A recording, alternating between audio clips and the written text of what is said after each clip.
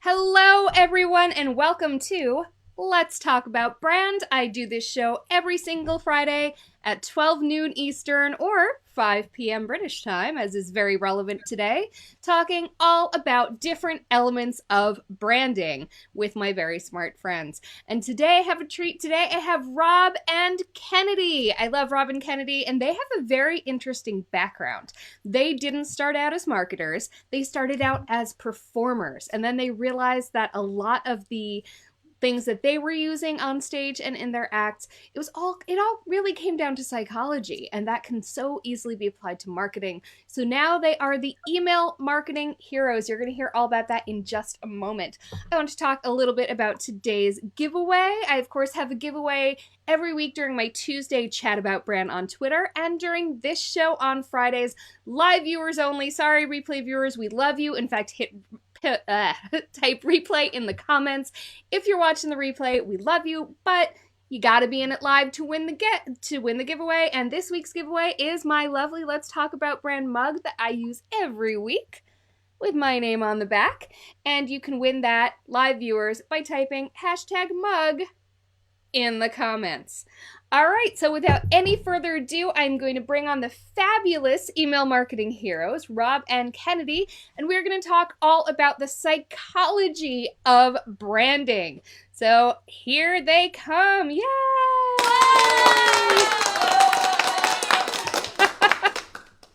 Welcome, guys. How we doing today? Hello. Good. Thanks for having us. Now, it's good to have guests on that I'm already friendly with, because I was a hot mess today. I slept in today. I didn't have any of my show stuff prepped, and so Rob and Kennedy were very, very gracious and let me just kind of tinker around a bit at the beginning. So thank you guys. Glad it all worked out. We all look fabulous. We're all framed up right.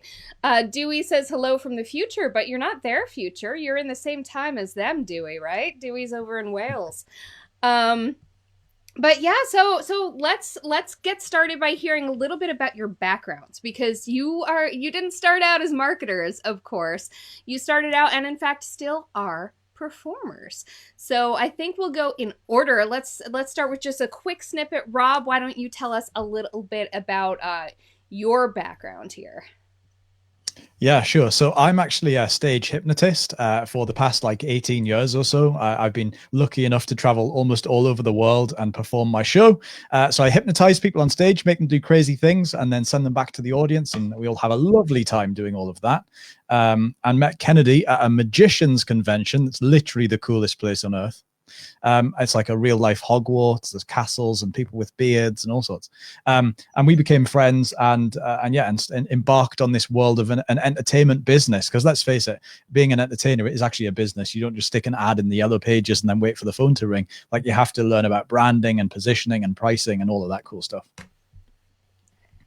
That's awesome. And of course, you're a hypnotist, so obviously the connection to the mental element of things is right there. And I'm going to be asking you a little bit later how you parlayed some of the things that you learned about the human mind and how to influence it, and how you apply that to marketing, to branding, to email, to all of that.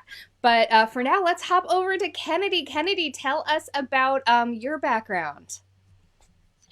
Yeah, I mean, basically, I've spent the last, 15, 16, 17, some years entertaining people at conferences, private parties, mostly around Europe, a little bit further abroad. And then I also ended up somehow accidentally working on some really luxury cruise ships and yachts and stuff for some really lovely people. Performing as what this call in the States a mentalist, but I'm a comedy mentalist, or in the UK we call that a mind reader, because the word mentalist has a very different feeling or different thought around it. So basically I use psychology, body language, statistics in order to make it look a lot like I can get into people's heads, influence their thoughts, and read what it is they're thinking about. And I've been doing that after dinner at all these kind of events for the last sort of 17 or 18 years. And similarly, I realized that I actually hate selling. I hate getting on the phone and selling people my show, because the phone doesn't just ring on its own. And what I realized is actually if I come up with some really good email marketing campaigns and strategies. I can use the same techniques that I use on stage to make it look like I read people's minds. I can use them in my email marketing to actually take inquiries that come through my website, and I can turn them into actual bookings automatically without actually having to speak to somebody else, which is quite amazing considering like it's not like a $10, $27 or £50 purchase. You're talking about multiple $1,000 or multiple £1,000 purchase, and it's still possible doing it without even speaking to another soul. Other entertainers started asking me because they would like sort of send pretend inquiries in. They would say, "How are you? We know how much that you're charging because I've received a quote from you because I'm not really called Amanda. I'm called Barry, the magician." And they would say, "I know how much you charge, and I can see that you're really busy because you're posting on Facebook with all these different places that you're performing. How are you able to be busy and expensive?" So I ended up coaching, and I still coach other entertainers through one of my other businesses about how to build businesses as an entertainer where you can command really good fees, earning a really good income, and do that sort of consistently, because I think a lot of businesses of all types struggle with the consistency bit. And then other businesses kept saying, "Can you help me sort of do that as well?" And that's kind of how we Rob and I ended up getting together as a business duo to help other business owners, entrepreneurs, I hate that word, but to do the same thing.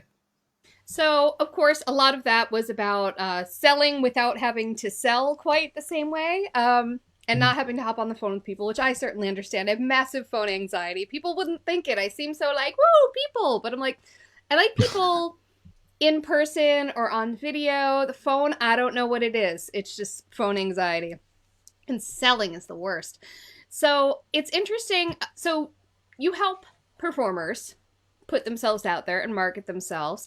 It's interesting that you chose to focus on email, but I gather that was because it was a way of doing that was fairly efficient for you. Yeah, there was this weird thing. We both ended up independently just fiddling around with email marketing and didn't really mention it. And it was when it was really in its infancy, like it was really in the early days. There was probably only 2 email marketing platforms on the market.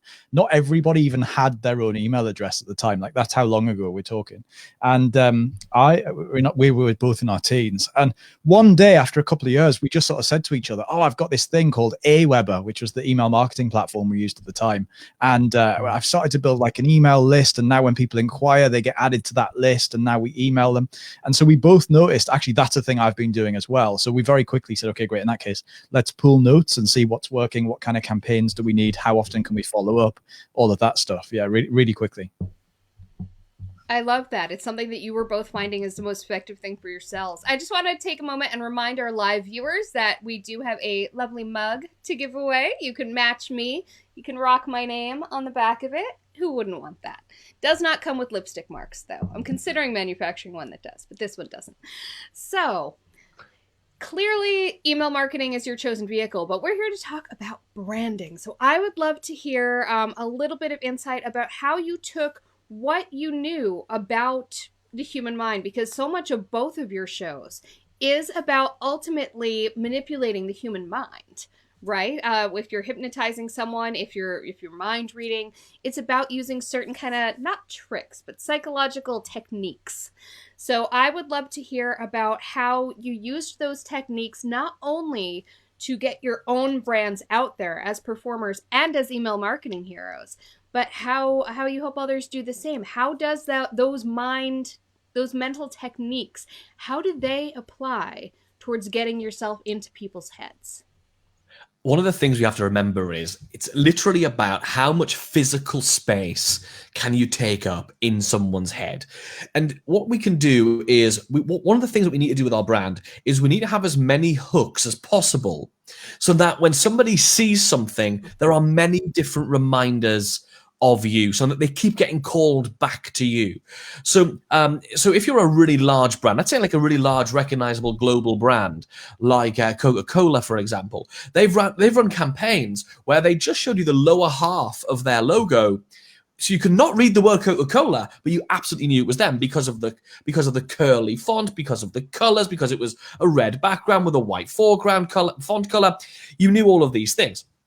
So how are the things we can do that? One of the things we have to ask, I think, is Well, it's an interesting question I asked myself only a few months ago, which is, what are the fewest number of words somebody needs to say before people who know me know they're talking about me?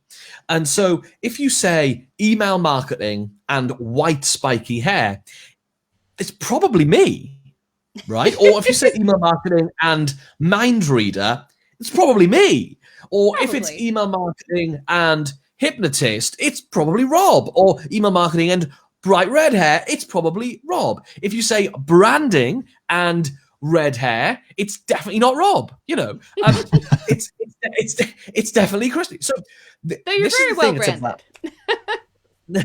Yeah, I mean, yeah, look at the place. So, So I think what we've got to remember is it's about how many different callbacks to you are there, not just in how it looks, but in what you do. I mean, we didn't call ourselves anything other than email marketing heroes because it has the word email marketing in it. We're not being clever or cutesy with what we do. We tell you, we help you with email marketing, and we teach psychology-based email marketing. That's what we do, and that's our unique approach. So what we've got to remember, what we've got to figure out for all of us, I think, is how do you figure out what your approach is, and how do you make sure, hey, Christian, how do you make sure that your audience absolutely has defined what it is you do? And this is what becomes difficult. When we talk to marketing agencies, I remember when I first started, I hired some marketing agencies. They're like, we need to come up with your USP. Can we swear during this show? I'm not sure if we can or not. Fuck yeah. We'll keep it. Okay. So USPs is probably the biggest load of bollocks I've ever heard about because it's so like 70s, 80s, and just to 90s. Define that unique selling proposition, is that it? Unique selling proposition circa 1990s. No one gives a shit anymore. Yeah. The problem with all of that is there's nothing really unique anymore. And actually what we have to come up with is what are all of the ingredients, which are probably common, that make the unique. Rob is real. They hide Rob a lot. Kennedy is kind of the one who's out there. But go ahead. So unique selling proposition. Yeah, so what you need instead is to take the ingredients, and it's the recipe. It's your recipe which makes up those ingredients that makes you unique. It's not the individual ingredients. The fact that I've got white hair doesn't make me unique because I know loads of people with white hair. The fact that Rob's got red hair is not the thing that makes him unique. Nope. What makes Rob unique is the fact he's red hair, hypnotist, email marketing. I love this so much. Each of you are so real. Hey, Jeremy, how are you? Sorry, I keep distracting you with the comments. Go ahead. No, this is like reading ADD, isn't it? Like in the middle of a point, and then a comment comes up. Yeah. Yeah, let me tell you 3 things I can tell you about Jeremy. No, I'm joking. So here's the thing. What are the fewest number of words? And that's the thing that makes you your unique recipe. So my recipe for making that particular cake will make it taste a bit different to when you make the same cake because we'll use slightly different things. You might use more vanilla, you might use more sugar or less sugar or more whatever. You might use all these different things. That's where it becomes unique. So when we think about taking over people's minds, we have to think about what are the fewest things that they need to put together before they realize it absolutely is me. What is the unique recipe that makes us us? So one more thing before I shut the hell up.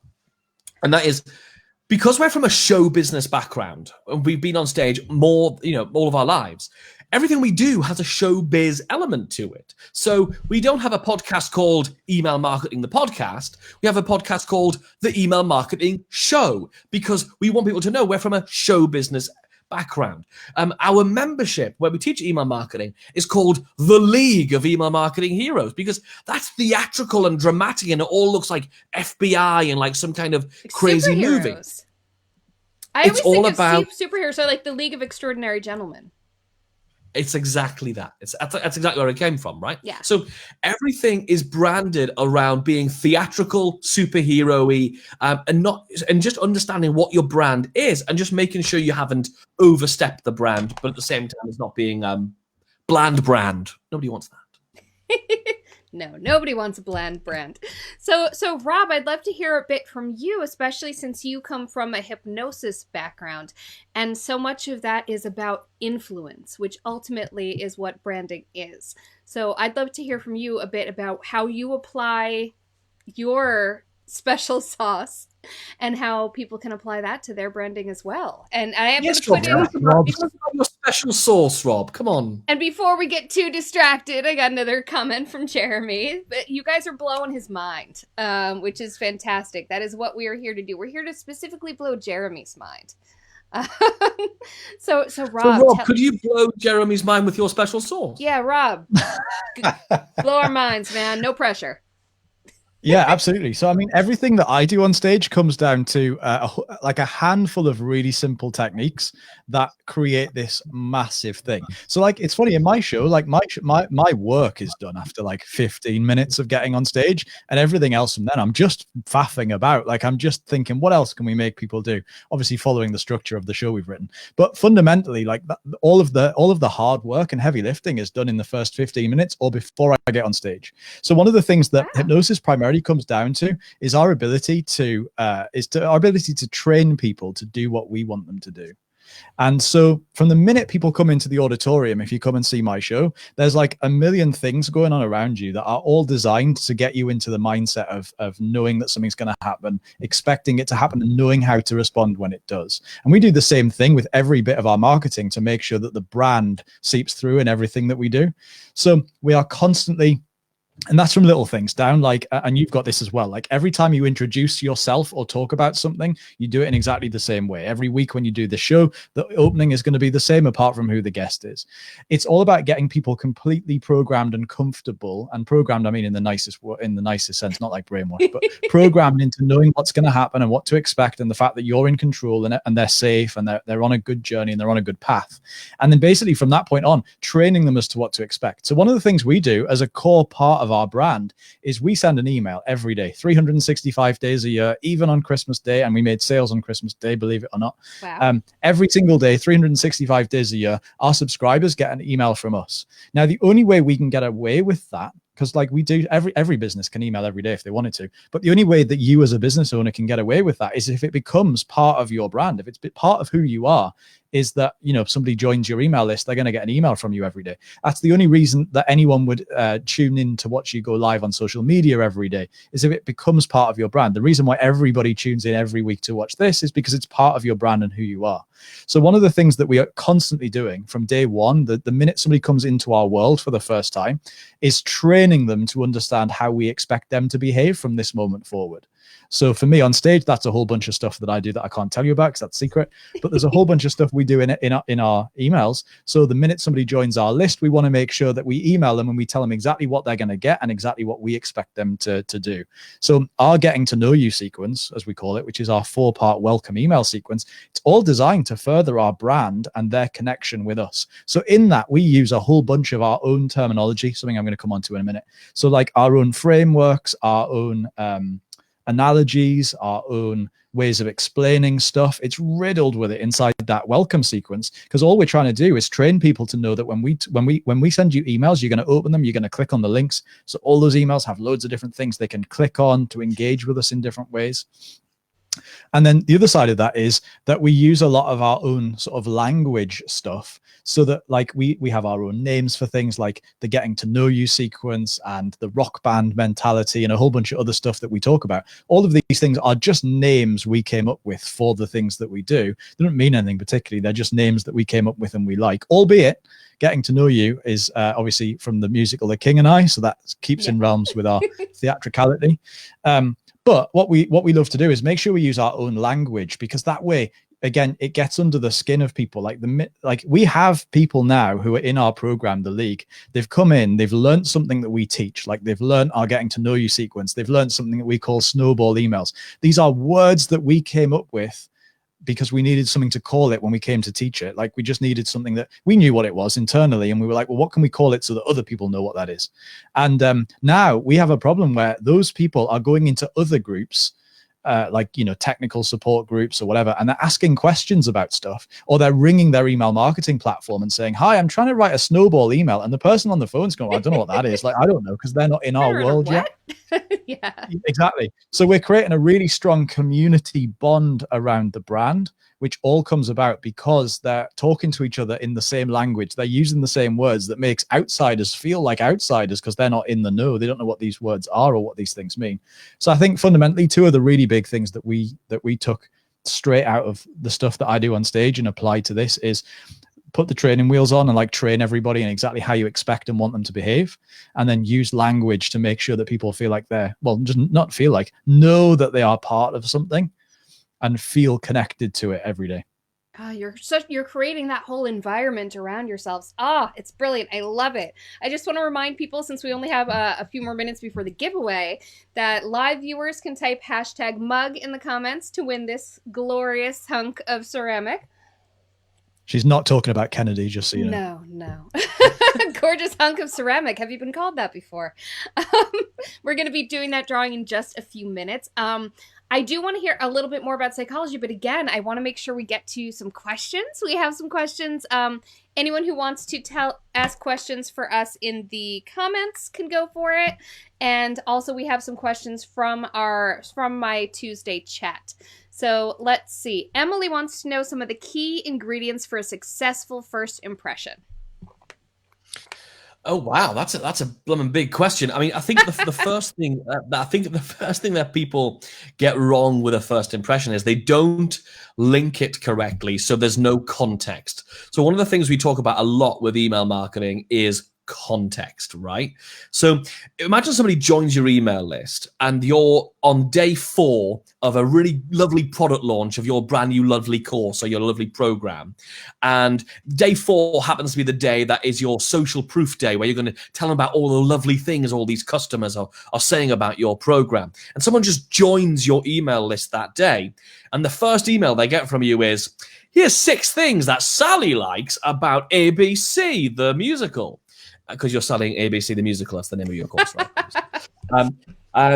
So, but the problem is that person who's just joined your list is now thinking, what the heck is Sally talking about? Why does she love it? And why is it quick to implement? Why does she like the second thing that happens in the musical? Why does she like it? So there's no context. So to make a first impression, you've got to control context. And the way you do that with all of our marketing is we make sure we manage the journey that somebody goes through when they joined our world.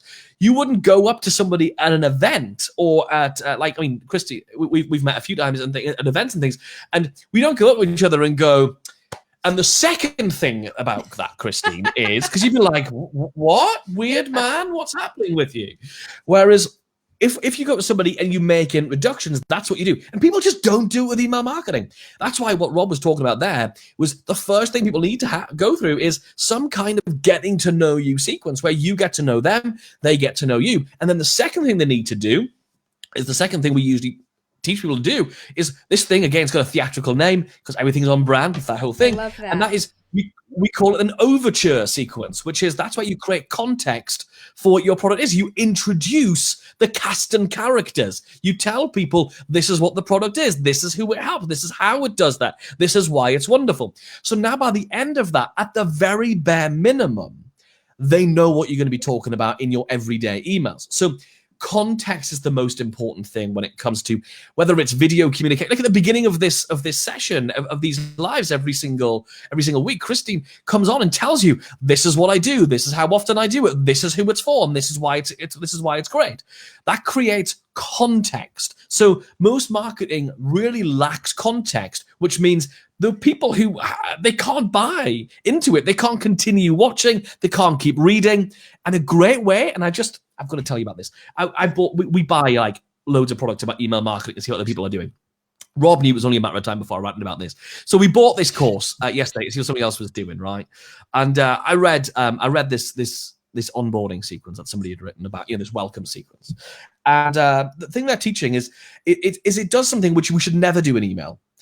Okay, and that is never ever back reference emails. You can forward reference to try and get people to tune in to the next email and open up the next email. That will increase your open rate. If you say, oh, and tomorrow I'm going to show you, or next week I'm going to show you this thing, that will help you using the psychological principle of open loops, where our brains don't like incomplete information. So if you say, tomorrow I'm going to show you 3 things that will help you to do this thing, people will want to hear what that is tomorrow. That's great. But don't back reference. The reason is, one is no one's getting 100% open rate. So if the person reading today didn't read yesterday, then they feel out of the loop with it. And also, if they just that's bad as well. But also, you think about what you want to be doing with your subscribers. You want to be moving them forwards. You want to be moving them backwards, digging through their inbox to try and find the context of what you're talking about. So don't back reference, okay? Always be creating context. Love it. Anything quick to add to that, Rob? We got a couple more questions. No, I think that was good. That was nailed it. Well done, Kennedy. All right, next question is Trisha wants to know, what are your thoughts oh God, this is going to be a while, but that's okay. What are your thoughts regarding unconscious bias regarding branding? For example, if a brand is retroactively known for a bad product or service and working towards being better, can unconscious bias be eradicated over time? That's so I think it definitely can. The problem is that most people don't really do anything about it. So they'll either try and like sweep stuff under the carpet, let's just not talk about it anymore, or they'll probably go too far and they'll try and make excuses or stories or like stuff that sounds made up and sounds like it's ridiculous, and it sounds like it's like they're going too far to try and solve the problem. So they'll either ignore it completely. I'm talking about the business here. They'll either ignore it completely, or they'll go like way overboard trying to like solve the problem and make up for it and I think there's a sweet spot somewhere in the middle, which means that what you really need to do is you need to dig in. So yes, you can definitely do it. I think it becomes about starting to reinvent the brand somewhat, reinvent what it is that you're known for and reinvent it, because we're all evolving all of the time. Like as brands, our stuff now looks nothing like it did 12 or 18 months ago. In fact, our Email Marketing Heroes brand was only started about 13 months ago, and it came about to solve a different problem we had in our own business. We were trying to like find a way to do it. So that's why we created that brand. Before that, we were just known as our software platform, Response Suite, and Response Suite was our brand. And for a bunch of reasons, Response Suite is now just a product within our Email Marketing Heroes brand. So that's a really massive shift that we had to make. And therefore, that's a lot of like psychological stuff to overcome. That's a lot of stuff to help people understand, oh, that's the guys from that Response Suite thing.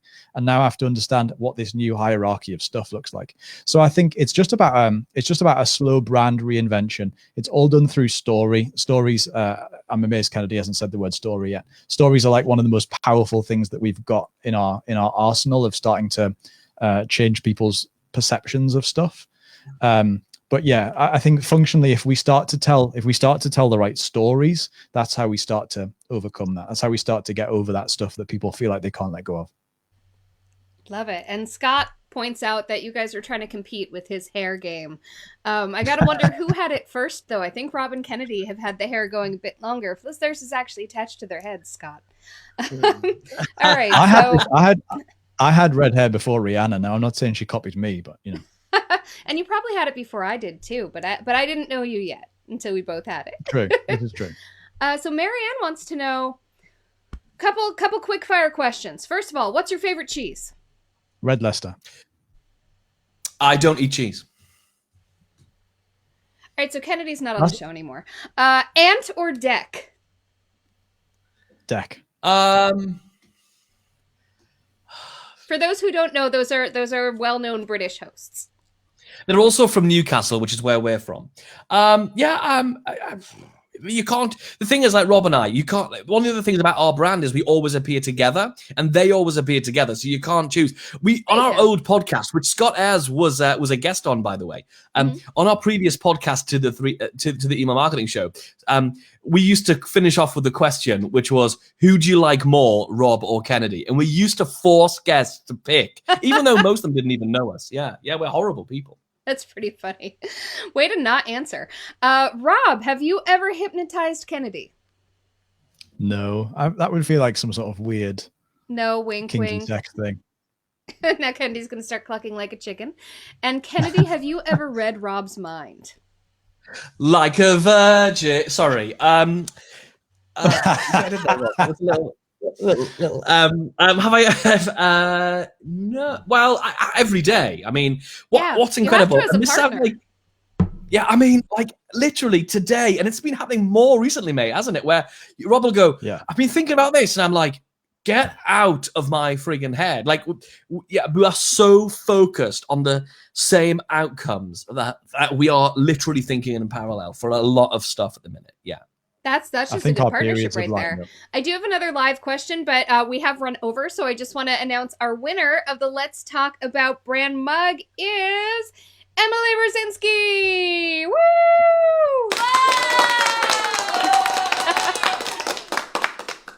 So congratulations, Emily. Thank you for joining us today, and please DM me your address. So I'm going to wrap up with a question from Christian, who was actually the guest on your email hour Twitter chat yesterday. And this leads very nicely from what you just answered, which is you share many similarities. What's the biggest difference in your brand or marketing approach? I